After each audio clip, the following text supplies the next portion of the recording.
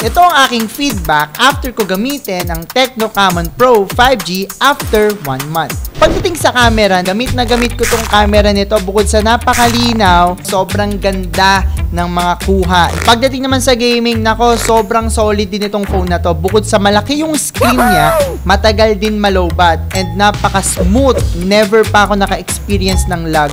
Pagdating naman sa processor, napaka-smooth ng phone na to. Ginagamit ko to lagi sa Messenger, sa mga documents, panonood ng mga videos and everything. Sobrang bilis mag-respond. Pagdating sa battery, umaabot to sa akin na isang araw, tas kalahati pang araw yan bago siya malobat. At pagdating naman sa pagcha-charge, maliligo lang ako mga ilang minutes, pakabilis niyang ma-full charge.